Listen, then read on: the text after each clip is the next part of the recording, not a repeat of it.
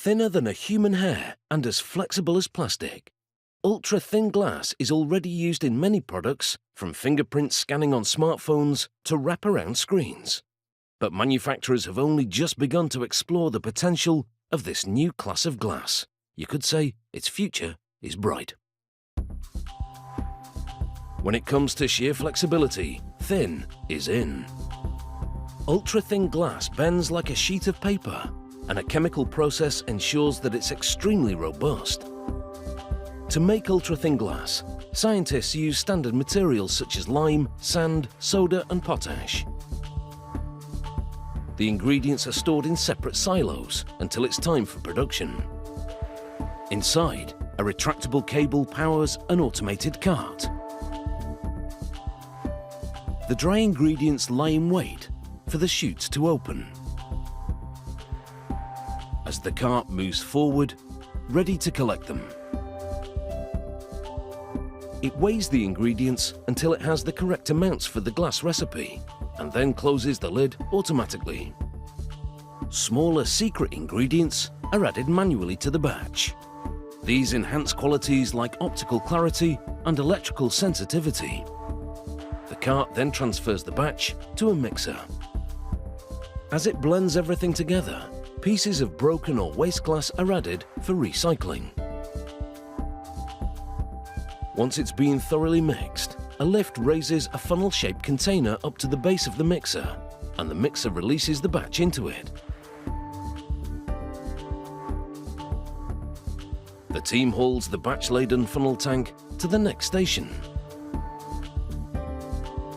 There, a crane takes over and lowers the tank onto a feeder system just above a gas and electric furnace.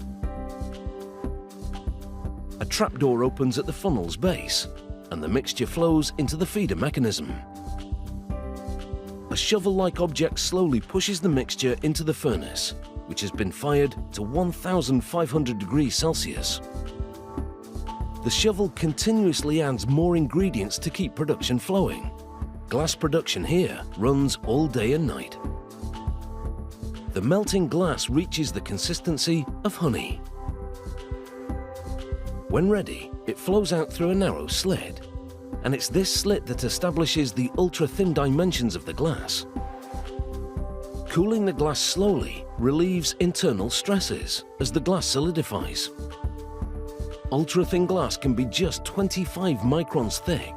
That's finer than a hair. And it's this thinness that makes it so flexible. The glass bends to loop down and up across rollers as it journeys forward in a continuous 60 centimeter wide sheet.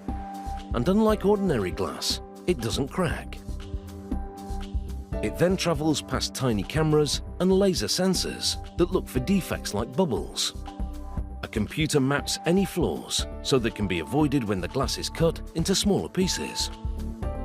A revolving spool rolls up the glass, along with a plastic liner, which prevents the glass layers from sticking together. Once 500 meters of thin glass has been wound onto the spool, an automated system cuts it and slides the spool off the core and onto a rack. The operator gives it a push to complete the transfer and then rolls the rack to the next station. A lab technician slices off a fragment of the glass and inserts it into a micrometer. It gauges the thickness of the specimen and confirms that it's super thin. Another technician places a bigger segment of glass under a cutter. He aligns it correctly, then activates the machine. It scribes the glass so it can be broken on this line, creating small screens for smartphones and smartwatches.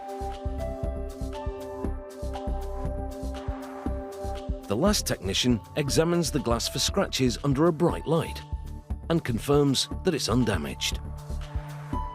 To demonstrate just how flexible it is, a member of the team twists a strip into a circle and ties it. Remember, this is glass.